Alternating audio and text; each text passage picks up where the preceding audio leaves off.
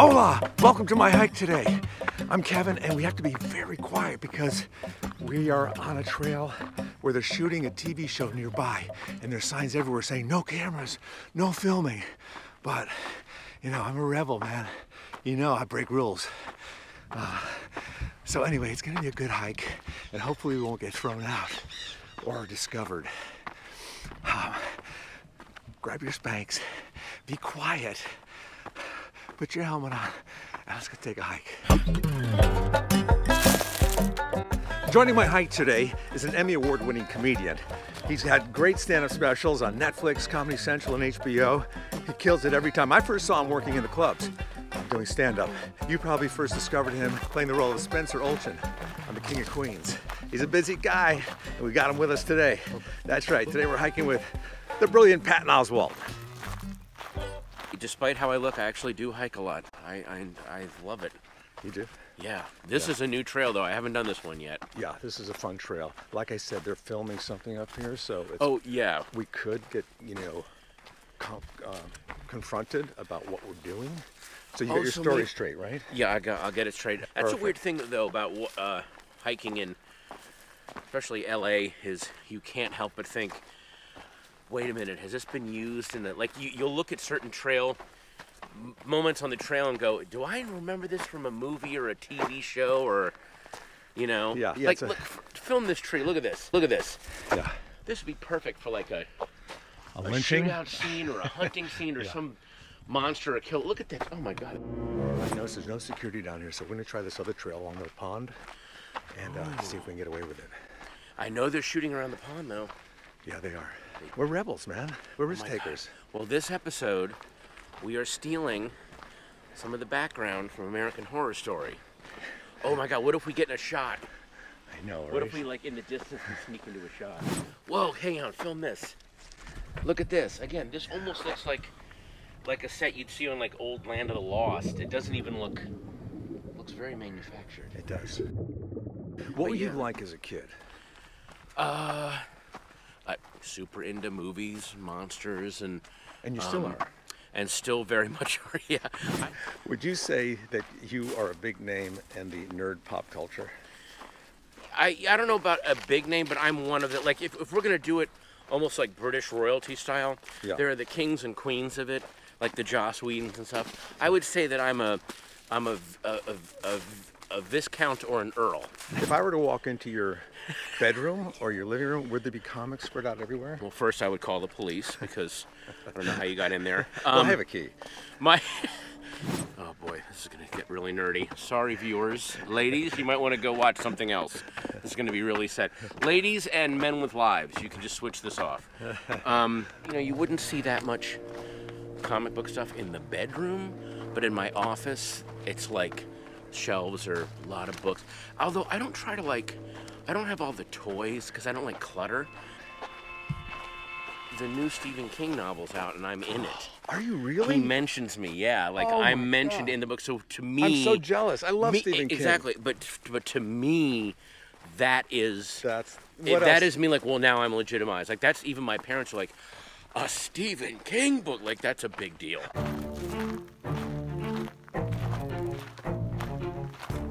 Before you got into comedy, what were the jobs you did? Did you have any jobs? I had a ton of jobs because I didn't know what I wanted to do. So between freshman and sophomore year of college, I'm like, should I maybe figure out what I'm doing? Like, so I did a bunch of different jobs that summer. I was training to be a paralegal. I was also a wedding DJ. Well, what made you get into comedy? Well, during that summer, one of the things I tried also was stand-up comedy. I would go, and all these other jobs were paying okay.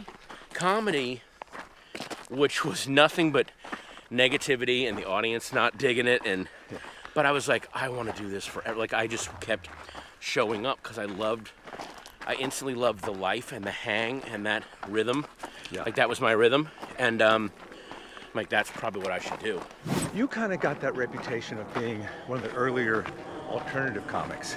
Well, I was following in the footsteps of people like Andy Kindler and Dana Gould and Janine Garofalo. They were the ones who invented more or less alternative comedy, but not in alternative rooms. They had to do what they did in mainstream rooms and really butted their heads. And I kind of benefited from their trailblazing. Also, David Cross was a huge trailblazer. Yeah. Mm-hmm. So then there was this kind of infrastructure, and then people like me and Brian Posehn and Margaret Cho and all those people could kind of, you know, we really flourished in that area because we were also kind of lost. But they were lost, but they were driven.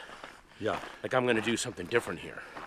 And what is the different thing about it? Is it more attitude than setups and punchlines? And it's, for me, yeah, it's partially attitude, because the attitude is I have no expectations for the audience, and I hope the audience has no expectations for me. Whereas with a lot of road comedy, which is not necessarily good or bad, but in road comedy it's all right, I gotta open with this joke, I gotta get him with this, I gotta, like, you're already taking the audience's point of view before you ever are there as a person or a personality. You're like, all right, it's Friday night, they're gonna be drunk, I gotta do this, I gotta do, you know. Yeah.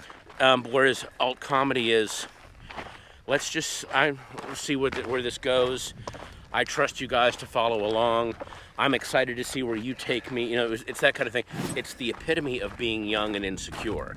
When you're young, any artist when they're young, it's a much safer stance to everything is about this sucks and here's why this sucks and here's why this sucks. Yeah. As you get older, you realize, oh no, it's actually a risk to love something that people might think is lame or mainstream, or, you know what I mean, like, but point out what's actually secretly brilliant about that. I've seen shows, both mainstream and alt, where literally the show was about giving the audience something to go, yeah, rather than actually laugh. Right. You know, and both of those things are deadly if you want to sustain a career.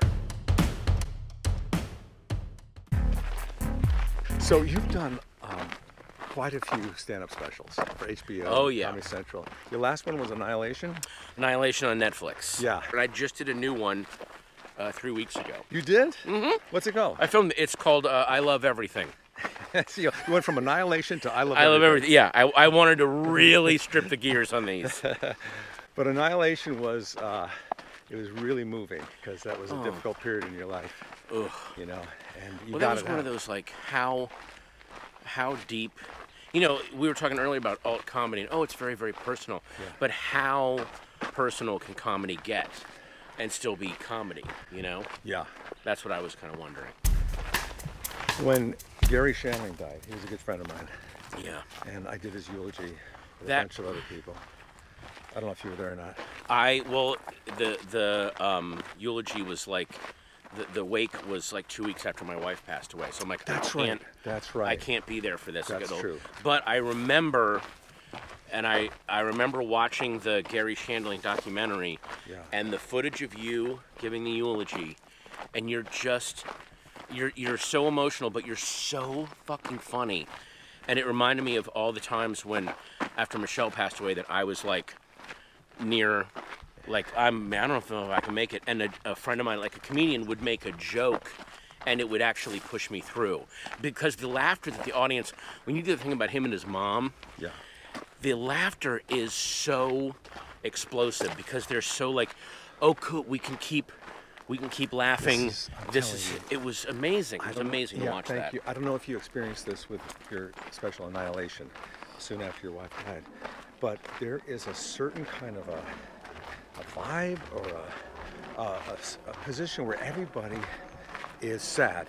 Yeah. It's tragedy. It's that thing about tragedy and comedy. Yeah. You know, how well it works. And, you know, I mean, that was a couple of years ago that in Memorial I did it, and also since your wife died. But, and I've been thinking about it a lot ever since then. I'm sure you have too after your special, that when you combine the two, tragedy is like the perfect mix for comedy. Oh, God. There is no stronger reaction from an audience that when they're brought down and you bring them back up again, you give them that relief. Yes. Well, what you're showing them, it's the life force reasserting itself. It's going, yeah, I'm going to be this sad, and no matter how much despair wants me to be down, I have an opposite force in terms of laughter and comedy and just pure fun that will cancel it out. And when people see that process happen, it's like this reminder of like, you can still live, you've got the energy in you to push past this. Yeah, they were laughing at your jokes and laughing with you, but they were also, it was like this laughter of relief, like, he's right, we're still gonna keep laughing after this. And Gary would want that, and it was such a, that moment was such a love letter to Gary. Not the moments of people being sad and crying, the moment when we are laughing at one of the darkest things possible. That's the best tribute to Gary you could give him. I knew his spirit was there. Just like I'm sure when you did Annihilation, Michelle was there in your heart. And that was one of this, usually when you tape a special, you can still go do shows until it comes out. But then once it comes out, you can't do that material anymore. But that was the one special that when I did it, I just didn't do shows for a while. I'm like, I'm not doing any of that material anymore. Like, that is so of a specific time, and I cannot just go back out on the road and go, hey, hey, is that your opening line usually? So anyway, guys, I'm sure, that's why people always talk about Gilbert Godfrey doing the Aristocrats joke right after 9/11. It was this reassertion of there's this religious extremist force that doesn't want us to be laughing, and he's like, no, I'm not only am I going to laugh, I'm going to do the most childish, gross, dirty thing I can think of in the face of all of this horror. And the audience is just like, it's like they're breathing air again for the first time. Laughter is such a leveler against people that want you to live in fear and live afraid. My favorite kind of satire is the kind of satire that embraces whatever their horrible thoughts are, but to the point where it ends up strangling it. I know you're an atheist now, but you were raised as what? Well, I was raised as a kind of my mom was Catholic, but she waited too long. She tried to get me to start going to church when I was like 13. I'm like, it's too late. I've already jerked off. It's too late. I can't believe any of this stuff. And my dad was like, I think he was raised Lutheran, but he was one of those guys that like, you never saw him. He didn't go to church. He didn't talk about the Bible or anything, but he was very, very godly in how he just treated other people. It was like, let's do it in action rather than, walk the walk. Exactly. It was really cool. Like, so I've always tried to, and again, I fail a lot, but I'm more like, it's not like, what would Jesus do? Like, what would an evolved person do? Because, I mean, I do a new bit where I'm like, I actually think Jesus existed. I don't think he had any magic powers. I think he was just so evolved that people back then thought it was magic because they'd never experienced someone going, hey, why doesn't everyone just chill out and calm down? How did he get us to calm down again? Because he wasn't an asshole like everyone else is, right? It just seemed like magic because no one had ever experienced it before. I also think he was about 20 different people. And then over the thousands of years, they went, this guy Jesus. They can't, I don't have time to differentiate, well, that was Saul that did the food thing. And you know what, let's just use Jesus. And one of my things is, like, I'm 30 years outside of high school, and the 5 or 6 cool guys I knew in high school, I've just condensed into one guy named Craig when I tell my stories, because no one cares who it really is. It's like, oh, this guy Craig got me high for the first time. How does it feel being 50? All my, heroes have always been, older, wiser people, men and women. So I always had this, energy of a cranky old dude anyway when I was in my 20s. So now I'm just finding, it's like I'm growing into my own personality. I can't wait to be 80. I have no problem these people that white knuckle their youth. Just use up your youth instead of trying to make it last beyond where it should last. It's gross. As you get older, I remember I was talking to Bill Maher about this. He's like, whether you like it or not, we're in the years of living carefully. And that's a thing that you have to, you cannot be as much as we want to be, you can't be 23 forever. You can't have that. You should enjoy your 20s. That's one thing that really bothers me about, a lot of the boomers as they get older, because they really enjoyed their 20s. And it seems like they're so dead set on making sure millennials and Gen Z don't enjoy their 20s. No, you've got to abstain. It's like, let them have their decade. You had yours. Let them have it. Yes, you made some mistakes, you have to allow them to make theirs. Right. You know, guide them, but you can't sit there and once you got through, now you're locking the door behind you. You know. Are you into homeopathic medicine at all? No, never. I've used CBD oil on some. I have a sore shoulder. That stuff's great. I got a bad shoulder. I used it this morning. Can you smell it? Really? I use it as a cologne. Meredith now is your wife. Yeah. Congratulations, you got remarried. Thank you. Recently. And how is your daughter adjusting to all this? You know, there was some weirdness, only because you know what one of her biggest adjustments was. You know, when Alice had when Michelle was Alice's mom, Alice was 3, 4, 5. She was still a little kid, and now Michelle passes away. You know, a year or so goes by. Then I marry Meredith. Now Alice is 10, and both Meredith and I are like, you have responsibilities, you have some chores. Like, you know, we're treating her like a 10-year-old. Right. And there's been times where she goes, with mommy, I didn't have to do this. I'm like, well, that's because you were 5, and you know, if mommy were here, you'd be doing all this same stuff, probably even more. Yeah. So it's just that weird, you know, thing of and by the way, I'm just as guilty of it in that. Yes, my daughter is 10, and a lot of times I want to treat her like a 3-year-old. I still want her to be this little. Sure. And I talk to her like she's 3, and she's like, dude, what are you doing? You know, like, you don't want them to grow up. Yeah. So there's that weird push-pull of like, I want her to be a responsible, well-rounded person, but also I want that little snuggle buddy. Yeah. So. What's the one thing you worry the most about now?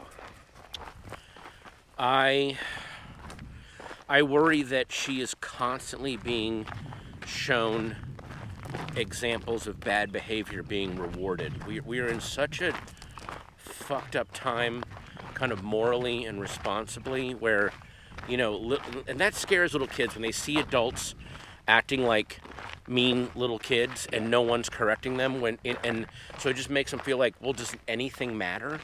Yeah. You know, and it's.